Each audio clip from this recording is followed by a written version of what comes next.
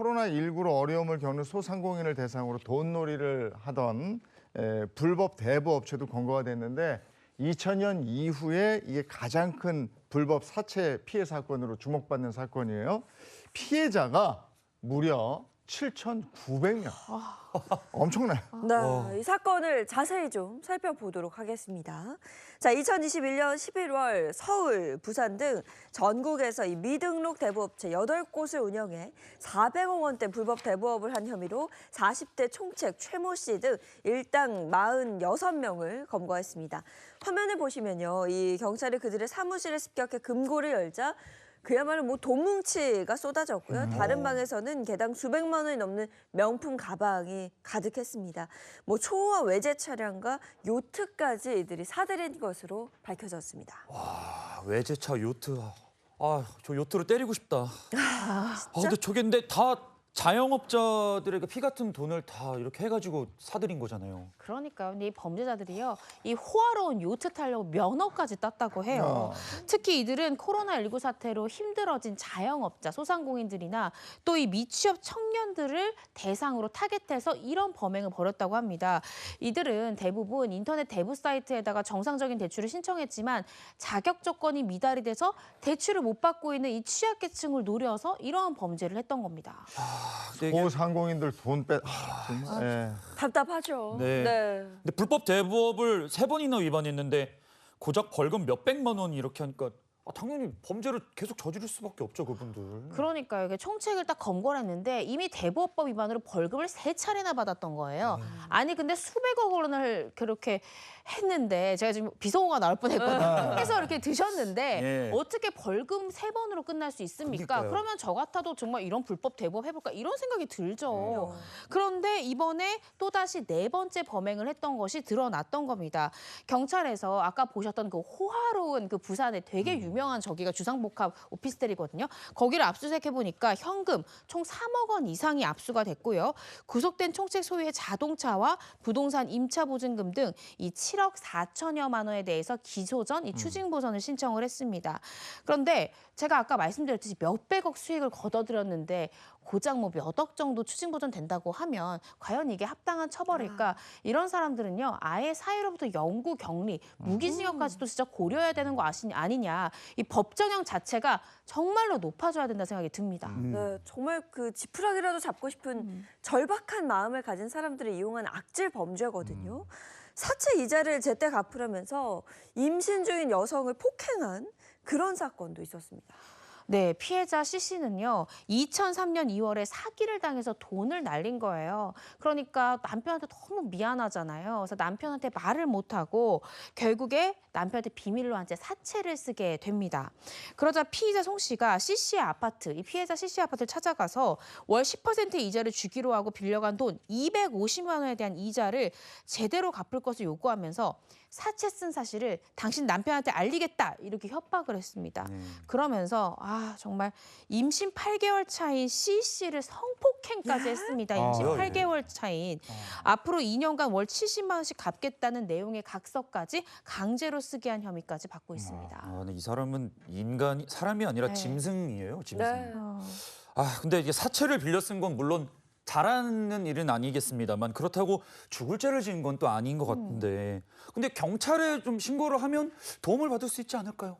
그런데 아까 말씀드렸듯이 이 사람들이 지인 연락처 9명 거 받고, 그러니까 이 피해자의 약점이 될 만한 이 개인정보나 그 부분을 잡고 물고 늘어지는 거예요. 그래서 왜 이런 사금융을 받을까 많은 분들이 의아하실 텐데 사실은 신용등급이 좀 낮고 일반 은행이나 여신업체에 가게 되면 제대로 대출을 받을 수 없는 취약계층을 노린다라는 게 이러한 사금융의 특징이거든요.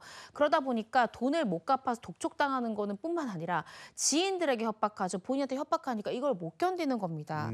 그래서 이런 경우에는 정말로 내가 혹시 신고했다가 해코지 당할까 그런 걱정보다는 빠르게 수사기관에 신고하시면 경찰이 그 가해자가 알지 못하도록 수사를 하면서 가해자 검거할 수 있거든요. 네. 그리고 초과이율을 초과되는 그 이자를 안 갚기 위해서라도 정식적으로 이 수사기관의 도움을 받으셔야 됩니다. 게다가 요즘에는 청소년들 사이에 대리입금이라는 게 유행이라는데 대리입금이 뭐예요? 말 그대로 소액을 짧은 기간 동안 빌려주는 거예요. 있는데요. 왜 그러냐? 이 피해자들 같은 경우에 청소년이잖아요. 용돈이 모자른데 갑자기 일주일만 몇만 원 융통을 하고 싶은 거예요, 아이들이. 그런 아이들의 심리를 이용했고요. 또 법의 허점을 노렸습니다. 법에 보면 10만 원 이하 같은 경우에는 아까 제가 말씀드렸듯이 법정 최고율의 적용을 받지를 않아요. 그러다 보니까 요즘에 청소년들이 의외로 청소년 도박 범죄가 굉장히 네. 많거든요. 맞아요. 네. 그래서 도박에 손댄 청소년들이 돈을 갚지 못하고 부모님한테 말 못하는 그 심정을 이용해서 금액, 작은 소액을 빌려줬다가 빠른 시간에 되갚게 하는 그 이유를 적용을 하는 그런 범죄가 기승을 부리고 있습니다. 요즘에 도박에 중독된 청소년들이 많다는 뉴스를 봐왔는데 그러다 보니까 사채까지 저절로 네. 자연스럽게 손을 대게 되는군요. 그렇습니다. 이 청소년들이 처음에는 얼마 안 되니까 가벼운 마음으로 대리입금을 이용했는데 나중에는 아까 시간당 연체료, 여기선 지각비라고 하더라고요. 애들한테 아이고. 쓰는 거는 지각비 명목으로 계속 연체료를 붙여서 아이를 협박을 하는 거예요. 부모한테 알리겠다라고요. 그러다 보면 결국 이 아이들이 범죄자로 이어지는 경우도 발생을 합니다. 네, 실제로도 사례가 있습니다. 대리 입금을 했다가 범죄자가 된 청소년이 있었는데요. 중학생인 이 D군 지난 3월 불법 도박을 하다가 1,600만 원을 잃었습니다. 돈을 되찾아야겠다는 생각에 대리 입금을 해준다는 SNS 글을 보고 20만 원을 빌렸지만 연체료 명목 등으로 400%가 늘어난 100만 원을 갚아야 하는 상황이 됐는데요. D군의 이 부모에게까지 협박 전화가 걸려왔습니다.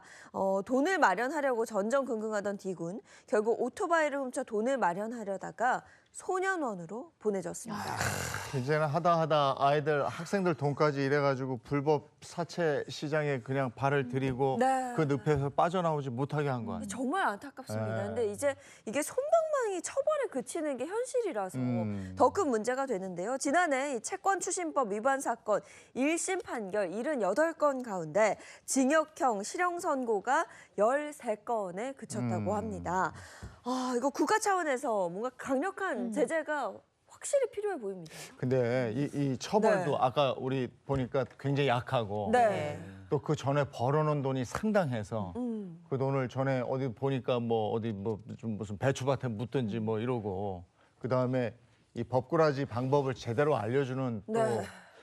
비싼 수임료 지불하고 솔직히 얘기해서 네. 예? 그런 변호사들 쓰고 이러니까 그냥 법꾸라지처럼 빠져나오게 되는 거잖아요. 그러니까 내가 범죄를 저질러서 받는 형이나 벌보다도 그 처벌보다도 내가 가지고 있는 돈이 훨씬 많으니까 그렇죠. 그냥 저질러 버리는 거 아니에요? 네. 맞습니다. 사실은 이런 사람들 때문에 한강까지 갈까 고민하는 피해자들까지 느는데 과연 그들의 범죄에 정말 상응하는 처벌 수위인지 그리고 추징의 범위도 더 넓어져야 되는 것이 아닌가 싶습니다.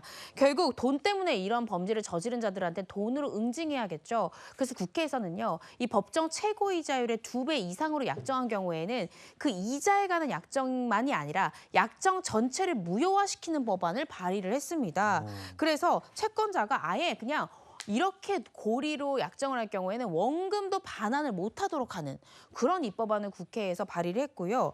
또 최근 정부에서는 이 돈을 빌렸는데 안 갚았다는 이유로 성착취를 방법으로 추심을 한다든지 폭행한다든지 협박한다든지 이런 사람들에 대해서는 아예 원리금 자체를 무효화시키는 방안까지 고민을 하고 있고요.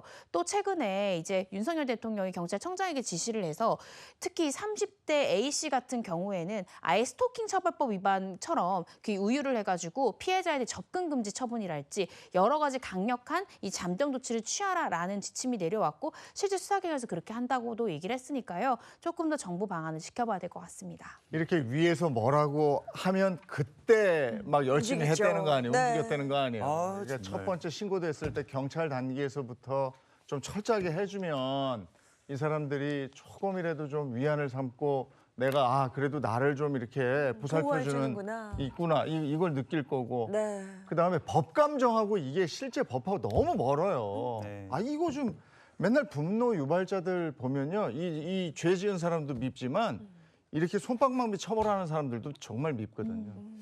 여기까지 하겠습니다. 고맙습니다. 고맙습니다.